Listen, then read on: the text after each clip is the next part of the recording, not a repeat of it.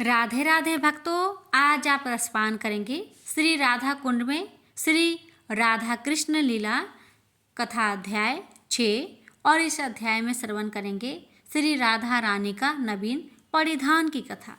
अधोलिखित लीला यह प्रदर्शित करती है कि श्रीमती राधा रानी किस प्रकार स्वतः रूप से श्री राधा कुंड में तथा ब्रजवासियों के हृदय में वास करती है।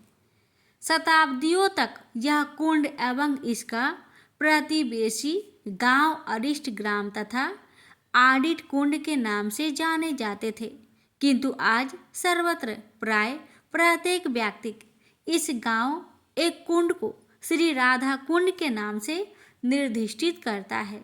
मार्गों के मानचित्र, गलियों के संकेत, मार्गदर्शक पुस्तिकाएं, डाकखाना तथा ग्रामवासी सभी इस स्थान को राधा कुंड कहते हैं। श्याम कुंड नाम से कोई भी अवगत नहीं है। न यह कहीं लिखा जाता है और ना ही कहीं बोला जाता है। जब भी कोई वृंदावन, दिल्ली, मुंबई अथवा किसी अन्य स्थान से यहाँ आगमन करता है, वह सदा यही कहता है, मैं राधा कुंड जा रहा हूँ। कोई भी कभी ये नहीं कहता कि मैं श्याम कुंड जा रहा हूँ। ऐसा कि पहले भी वर्णन किया जा चुका है, श्री राधा कुंड में वास करने वाले ब्रजवासियों का श्री राधा कुंड के प्रति भाव विचार पर आधारित एक अनूठा दृष्टिकोण है।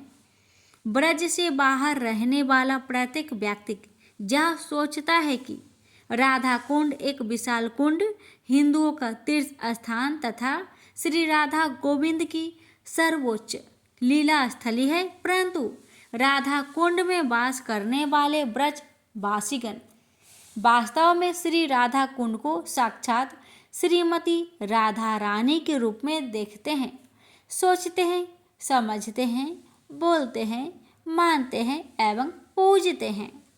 उनके लिए यह एक जलाशय अथवा तीर्थ स्थल नहीं है, यह उनकी पूजनीय आराध्या देवी स्वयं श्रीमती राधा रानी है। उदाहरण, जब वे कुंड की परिक्रमा करते हैं तब वे कहते हैं, मैं राधा रानी की परिक्रमा कर रहा हूँ। जब वे अगरबत्ती, घी के दिए, पुष्प तथा भोग अर्पण द्वारा श्री राधा कुंड की पूजा करते हैं तब वे कहते हैं, मैं राधा रानी की पूजा कर रहा हूँ।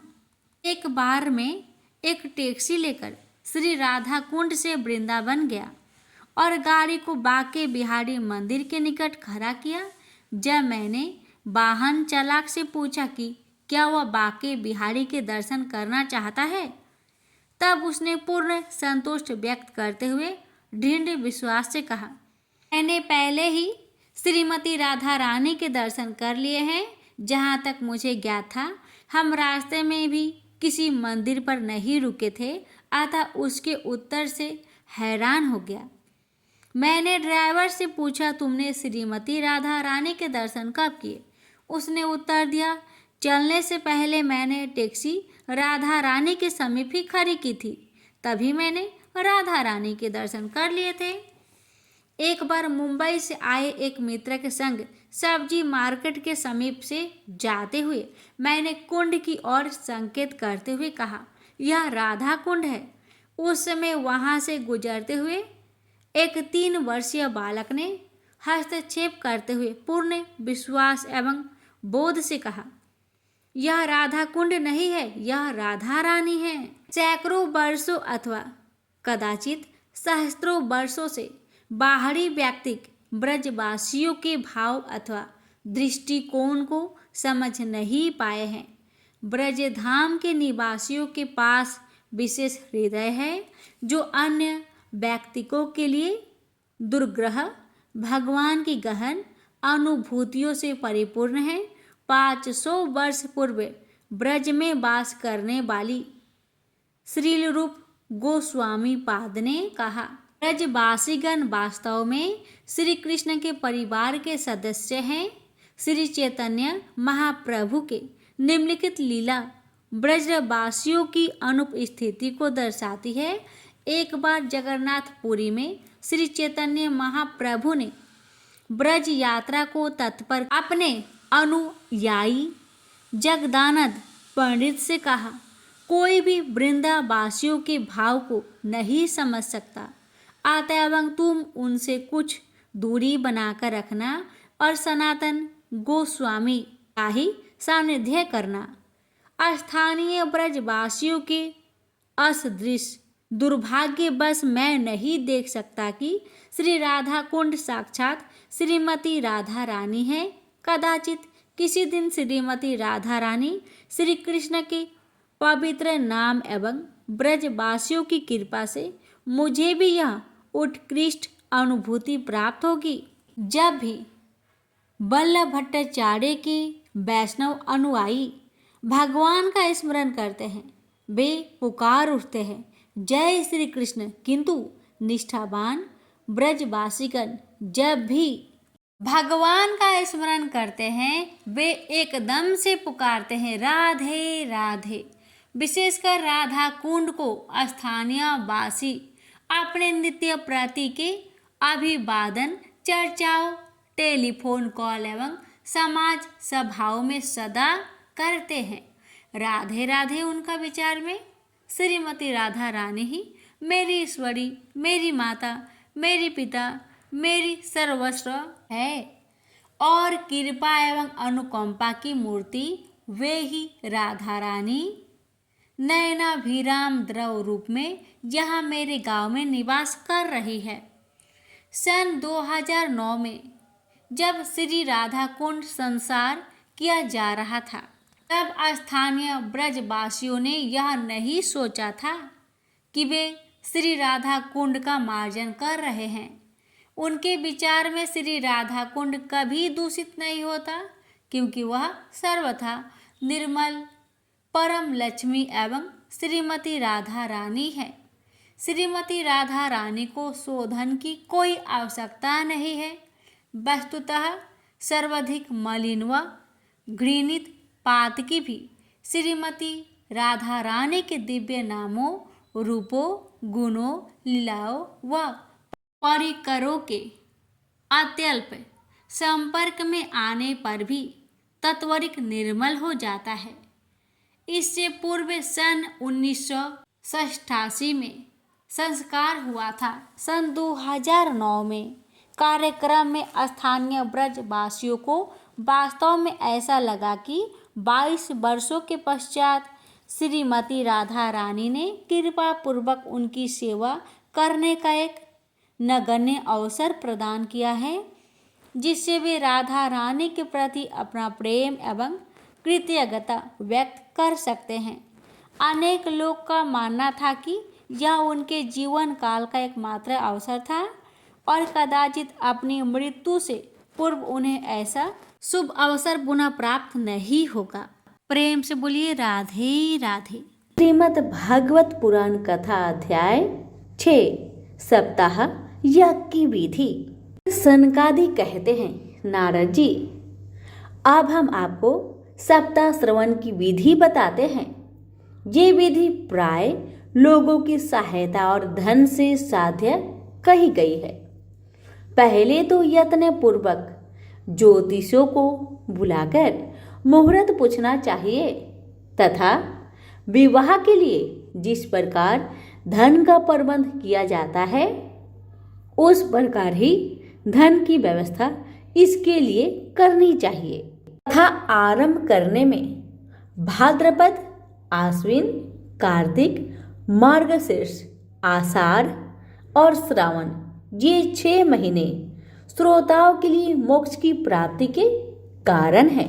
जैसे इन महीनों में भी भद्रा, व्यतिपात आदि कुल योगों को सर्वथा त्याग देना चाहिए तथा दूसरे लोग जो उत्साही हो उन्हें अपना सहायक बना लेना चाहिए। फिर प्रयत्न करके देश देशांतर में यह संवाद भेजना चाहिए कि यहाँ कथा होगी। सब लोगों को सपरिवार पधारना चाहिए। जो स्त्री और क्षुद्र आदि भगवत कथा एवं सकीर्तन से दूर पड़ गए हैं, उनको भी सूचना हो जाए ऐसा प्रबंध करना चाहिए।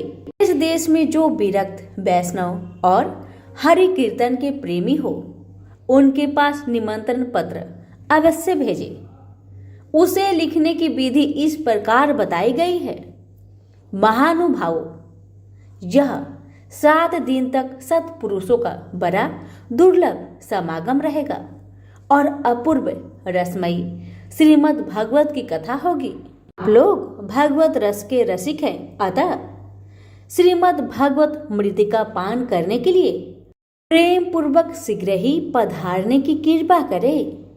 यदि आपको विशेष अवकाश ना हो तो भी एक दिन के लिए तो अवश्य ही कृपा करनी चाहिए, क्योंकि यहाँ का तो एक क्षण भी अत्यंत दुर्लभ है।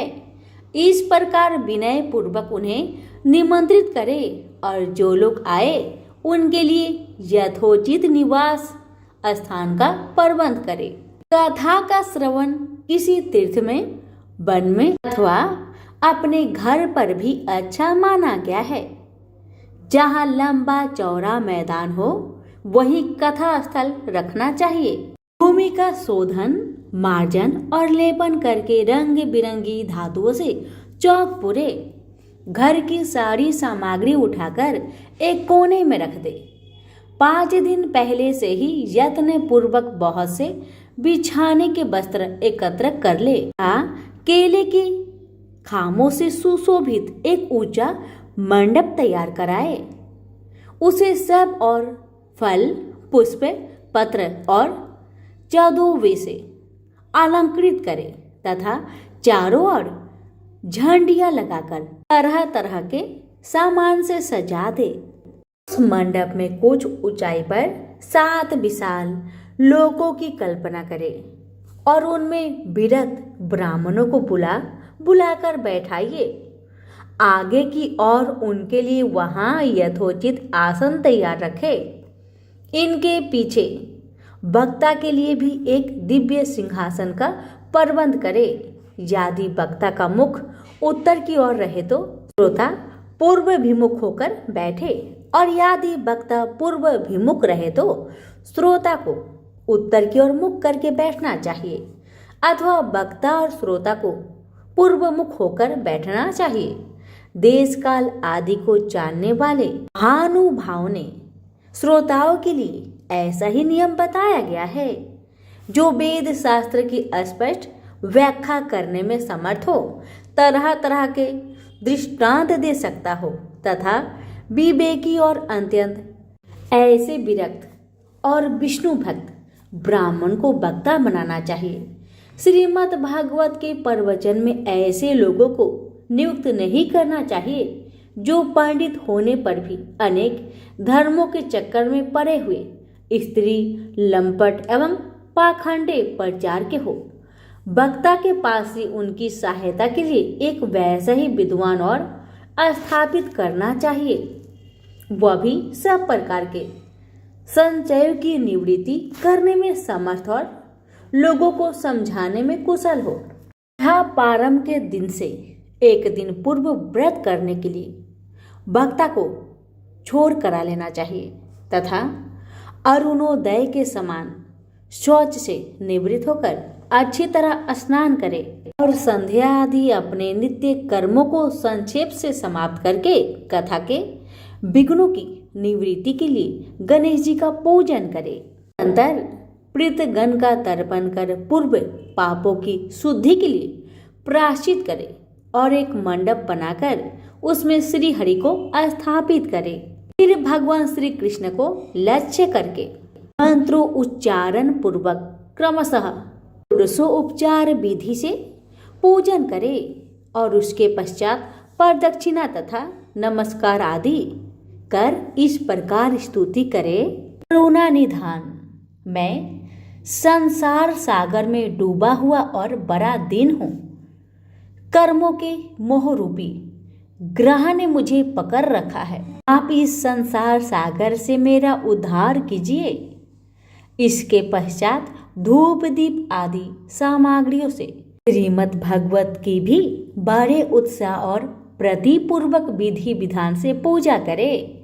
फिर पुस्तक के आगे नारियल रखकर नमस्कार करे और प्रसन्नचित चित्त से इस प्रकार स्तुति करे। श्रीमद् भागवत के रूप में आप साक्षात कृष्णचंद्र ही विराजमान है। नाथ, मैंने भव सागर से छुटकारा पाने के लिए आपकी शरण ली है। मेरा यह मनोरथ आप बिना किसी विघ्न बाधा के सगो मांग पूरा करे। केशव, मैं आपका दास हूँ। इस प्रकार दीन वचन कहकर फिर वक्ता का पूजन करे, उसे सुंदर वस्त्र भूषणों से विभूषित करे और फिर पूजा के पश्चात उसकी इस प्रकार स्तुति करे।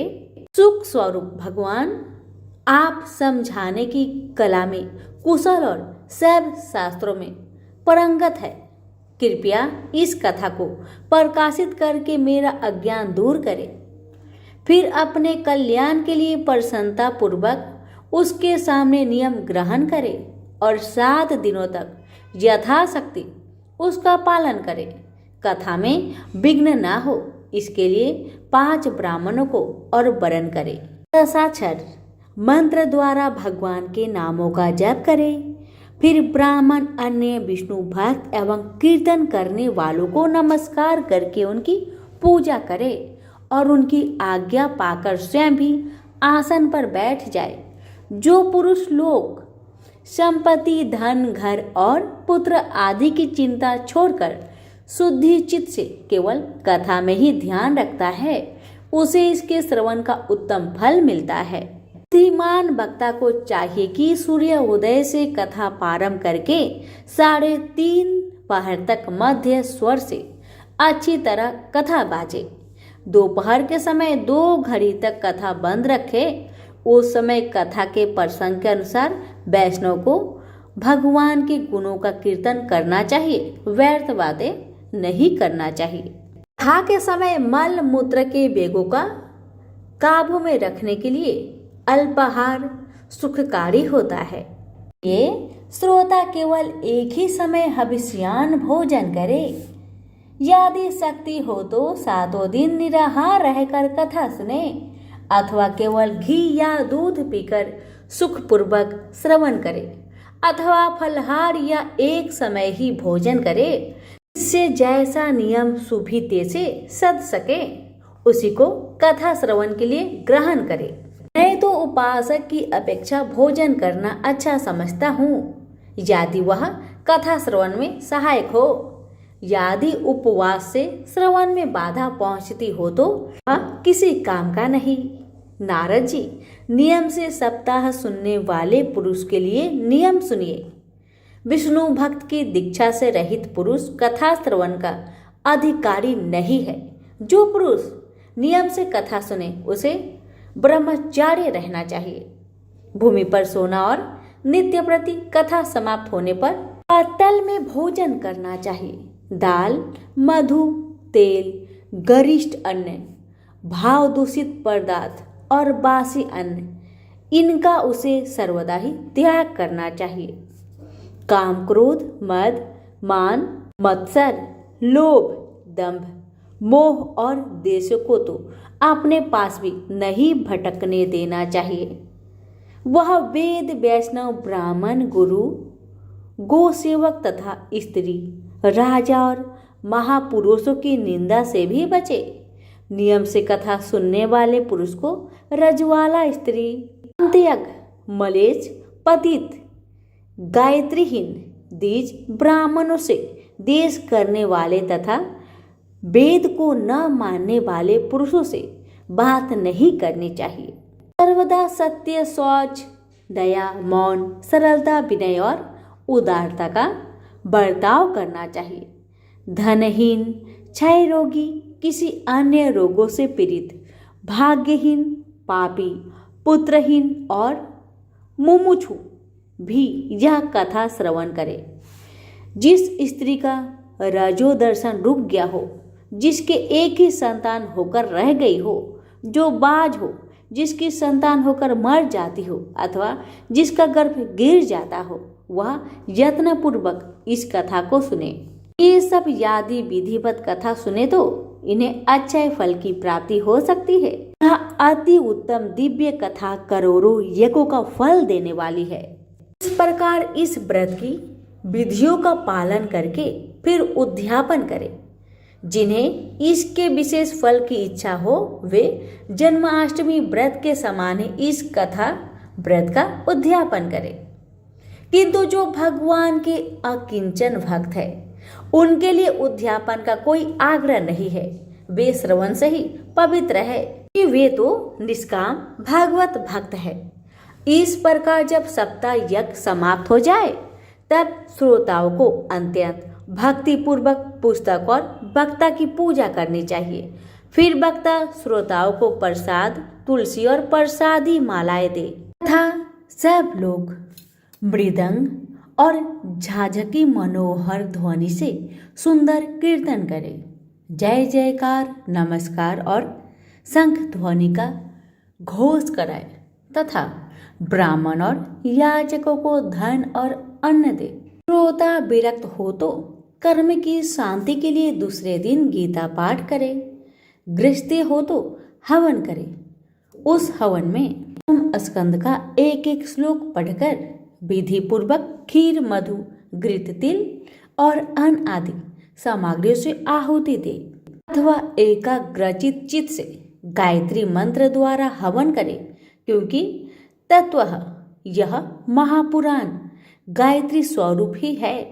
होम करने की शक्ति ना हो तो उसका फल प्राप्त करने के लिए ब्राह्मणों को हवन सामग्री दान करे तथा नाना प्रकार की त्रुटियों को दूर करने के लिए विधि में फिर जो न्यूनाधिकता रह गई हो उसके दोषों की शांति के लिए विष्णु सहस्त्र नाम का पाठ करे। उससे सभी कर्म सफल हो जाते हैं, क्योंकि कोई भी कर्म इससे बढ़कर नहीं है।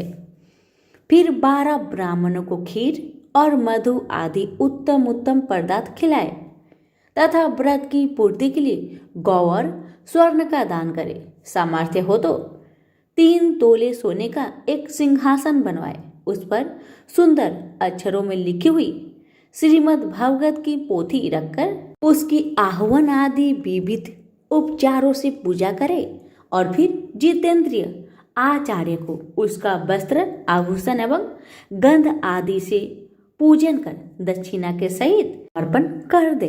तो करने से वह बुद्धिमान दाता जन्म मरण के बंधन से मुक्त हो जाता है। यह सप्ताह परायण की विधि सब पापों की निवृत्ति कराने वाली है।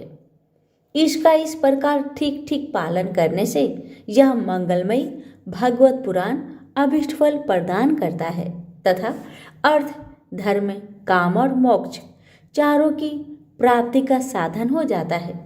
इसमें संदेह नहीं। सनकादि कहते हैं, नारद जी, इस प्रकार तुम यह सप्ताह श्रवण की विधि हमने पूरी सुना दी। अब और क्या सुनना चाहते हो? इस श्रीमद् भगवत से भोग और मोक्ष दोनों ही हाथ लग जाते हैं। सूत जी कहते हैं, शौनक जी, यो कहकर महामुनि सनकादि ने 1 सप्ताह तक विधि पूर्वक इस सर्व पाप नाशिनी, परम पवित्र तथा भोग और मोक्ष प्रदान कराने वाली भगवत कथा का प्रवचन किया। प्राणियों ने नियम पूर्वक इसे श्रवण किया। इसके पश्चात उन्होंने विधि पूर्वक भगवान पुरुषोत्तम की स्तुति की। कथा के अंत में ज्ञान, वैराग्य और भक्ति को बड़ी पुष्टि मिली और वे तीनों एकदम तरुण होकर सब सजीवों का चित्त अपनी ओर आकर्षित करने लगे। अपना मनोरथ पूरा होने से नारद जी को भी बड़ी प्रसन्नता हुई। उनके सारे शरीर में रोमांच हो आया और वे परम आनंद से पूर्ण हो गए। इस प्रकार कथा श्रवण कर भगवान के प्यारे नारद जी हाथ जोड़कर प्रेम गदगद वाणी से सनकादि से कहने लगे। नारद जी ने कहा, मैं धन्य हूँ, आप लोगों ने करुणा करके मुझे बड़ा ही अनुग्रहित किया है। आज मुझे सर्व पाप हारी भगवान श्री हरि की प्राप्ति हो गई है। तपोधनो, मैं श्रीमद् भागवत श्रवण को सब धर्मों से श्रेष्ठ मानता हूँ, क्योंकि जिसके श्रवण से वैकुंठ यानी गोलक बिहारी श्री कृष्ण की प्राप्ति होती है। तो जी कहते हैं, सौनक जी, वैष्णव श्रेष्ठ नारद जी युग कह ही रहे थे। वहां घूमते फिरते योगेश्वर गुरुदेव जी आ गए। कथा समाप्त होते ही नंदन श्री सुखदेव जी वहां पधारे। 16 वर्ष की सी आयु आत्मा लाभ से पूर्ण ज्ञान रूपी महासागर का संवर्धन करने के लिए चंद्रमा के समान वे प्रेम से धीरे धीरे श्रीमद् भागवत का पाठ कर रहे थे। परम तेजस्वी सुखदेव जी को देखकर सारे सभासद झटपट खड़े हो गए और उन्हें एक ऊंचे आसन पर बैठाया। फिर देवऋषि नारद जी ने उनका प्रेम पूर्वक पूजन किया। उन्होंने सुखपूर्वक बैठकर कहा, आप लोग मेरी निर्मल वाणी सुनिए। श्री सुखदेव जी बोले, रसिक एवं भावुक जन, यह श्रीमद् भागवत वेद रूप कल्प वृक्ष का परिपक्व फल है। सुखदेव रूप सुख के मुख का संयोग होने से अमृत रस से परिपूर्ण है। यह रस ही रस है, इसमें न छिलका है न गुठली। यह इसी लोक में सुलभ है। जब तक शरीर में चेतना रहे तब तक आप लोग बार बार इसका पान करें। महामुनि व्यास देव ने श्रीमद् भागवत पुराण की रचना की है। इसमें निष्कपट निष्काम परम धर्म का निरूपण है।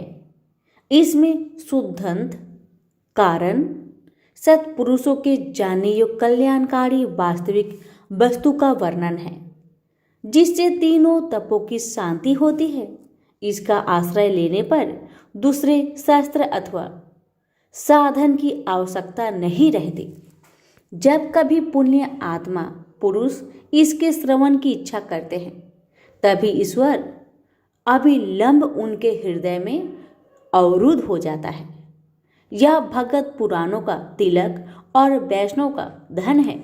इसमें परमहंसों के प्राय विशुद्ध ज्ञान का ही वर्णन किया गया है तथा ज्ञान वैराग्य और भक्ति के सहित निवृत्ति मार्ग को प्रकाशित किया गया है। जो पुरुष भक्ति पूर्वक इसके श्रवण पठन और मनन में तत्पर रहता है वह मुक्त हो जाता है। यह रस स्वर्गलोक, सत्यलोक, कैलाश और वैकुंठ में भी नहीं है। इसलिए भाग्यवान श्रोताओं, तुम इसका खूब पान करो, इसे कभी मत छोड़ो। कहते हैं श्री सुखदेव जी इस प्रकार कह ही रहे थे कि उस सभा के बीचों बीच प्रहलाद, बलि, उद्धव और अर्जुन आदि पार्षदों के सहित साक्षात श्री हरि प्रकट हो गए। तब देवऋषि नारद ने भगवान और उनकी भक्तों की यथोचित पूजा की। भगवान को प्रसन्न देखकर देवऋषि ने उन्हें एक विशाल सिंहासन पर बैठा दिया और सब लोग उनके सामने संकीर्तन करने लगे।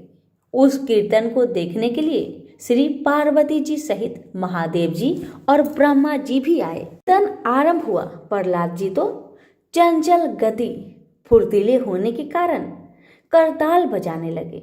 उद्धव जी ने झांझों उठा ली। देवऋषि नारद वीणा की ध्वनि करने लगे। स्वर्ण विज्ञान गान विद्या में कुशल होने के कारण अर्जुन राग आलापने लगे। इंद्र ने मृदंग बजाना आरंभ किया। सनकादि बीच बीच में जय घोष करने लगे और इन सब के आगे सुखदेव जी तरह तरह की सरस अंग भंगी करके भाव बताने लगे। सबके बीच में परम तेजस्वी भक्ति, ज्ञान और वैराग्य नटोके के समान नाचने लगे। ऐसा अलौकिक कीर्तन देखकर भगवान प्रसन्न हो गए और इस प्रकार कहने लगे, मैं तुम्हारी इस कथा और कीर्तन से बहुत प्रसन्न हूँ। तुम्हारे भक्ति भाव ने इस समय मुझे अपने बस में कर लिया है, अतः तुम लोग मुझसे वर मांगो। भगवान के ये वचन सुनकर सब लोग बड़े प्रसन्न हुए। प्रेम भरी चित्त से भगवान से कहने लगे, भगवान, हमारी यह अभिलाषा है कि भविष्य में भी जहाँ कहीं सप्ताह कथा हो वहाँ आप इन पार्षदों के सहित अवश्य पधारे। हमारे यह मनोरथ पूर्ण कर दीजिए। भगवान तथास्तु कहकर अंतर्ध्यान हो गए। इसके पश्चात नारद जी ने भगवान तथा उनके पार्षदों के चरणों को लक्ष्य करके प्रणाम किया और फिर सुखदेव जी आदि तपस्वियों को भी नमस्कार किया। कथामृत का पान करने से सब लोगों को बड़ा ही आनंद हुआ, उनका सारा मोह नष्ट हो गया। फिर वे सब लोग अपने अपने स्थानों को चले गए। उस समय सुखदेव जी ने भक्ति को उसके पुत्रों सहित शास्त्र में स्थापित कर दिया। इसी से भागवत का सेवन करने से श्री हरि वैष्णव के हृदय में आ विराजे हैं। जो लोग दरिद्रता के दुख ज्वारी की ज्वाला से दग्ध हो रहे हैं, ही माया पिचासनी ने रौद डाला है तथा जो संसार समुद्र में डूब रहे हैं, उनका कल्याण करने के लिए श्रीमद् भागवत सिंहनाद कर रहा है। शौनक जी ने पूछा, सुत जी, सुखदेव जी ने राजा परीक्षित को, गोकर्ण धुंधकारी को, सनकादि नारद जी को किस किस समय यह ग्रंथ सुनाया था? यह संचय दूर कीजिए। सूत जी ने कहा, भगवान कृष्ण के स्वधामगमन के बाद कलयुग के 30 वर्ष से कुछ अधिक बीत जाने पर भाद्रपद मास की शुक्ला नवमी को सुखदेव जी ने कथा आरंभ की थी। राजा परीक्षित की कथा सुनने के बाद युग के 200 वर्ष बीत जाने पर आषाढ़ मास की शुक्ला नवमी को गोकर्ण जी ने यह कथा सुनाई थी। इसके पीछे कलयुग के 30 वर्ष और निकल जाने पर कार्तिक शुक्ला नवमी से सनकादि ने कथा आरंभ की थी। निष्पाप शौनक जी, आपने जो कुछ पूछा था उसका उत्तर मैंने आपको दे दिया। इस कलयुग में भगवत की कथा भव रोग की रामबाण औषध है। सतजन, आप लोग आदर पूर्वक इस कथामृत का पान कीजिए। यह श्री कृष्ण को अत्यंत प्रिय, संपूर्ण पापों का नाश करने वाला, मुक्ति का एकमात्र कारण और भक्ति को बढ़ाने वाला है। लोक में अन्य कल्याणकारी साधनों का विचार करने और तीर्थों का सेवन करने से क्या होगा? नेदूतों को हाथ में पासलिए देकर यमराज उसके कान में कहते हैं, तो जो भगवत की कथा वार्ता में मत हो रहे हों उनसे दूर रहना। मैं औरों को ही दंड देने की शक्ति रखता हूँ, वैष्णव को नहीं। इस आसार संसार में विषय रूपी विष की आसक्ति के कारण व्याकुल बुद्धि वाले पुरुषों अपने कल्याण उद्देश्य से आधे क्षण के लिए भी इस कथा रूप अनुपम सुधा का पान करो। प्यारे भाइयों, निंदित कथाओं से युक्त कुपथ में व्यर्थ ही क्यों भटक रहे हो? इस कथा के कान में प्रवेश करते ही मुक्ति हो जाती है। इस बात के साक्षी राजा परीक्षित है। सुखदेव जी ने प्रेम रस के प्रवाह में स्थित होकर इस कथा को कहा था। इसका जिसके कंठ से संबंध हो जाता है वह वैकुंठ का स्वामी बन जाता है। शौनक जी, मैंने अनेक शास्त्रों को देखकर आपको यह परम गोप्य रहस्य अभी अभी सुनाया है। सब शास्त्रों के सिद्धांतों का यही निचोड़ है। संसार में इस सुख शास्त्र से अधिक पवित्र और कोई वस्तु नहीं है। अतः आप लोग परमानंद की प्राप्ति के लिए 12 स्कंद रूप रस का पान करें। जो पुरुष नियम पूर्वक इस कथा का भक्ति भाव से श्रवण करता है और जो शुद्धांतकरण भगवत के सामने इसे सुनता है, ये दोनों ही विधि का पूरा पूरा पालन करने के कारण इसका यथार्थ फल पाते हैं। उनके लिए त्रिलोक में कुछ भी असाध्य नहीं रह जाता। प्रेम से बोलिए श्री कृष्ण भगवान की जय, श्रीमद् भागवत पुराण की जय, लक्ष्मी नारायण की जय।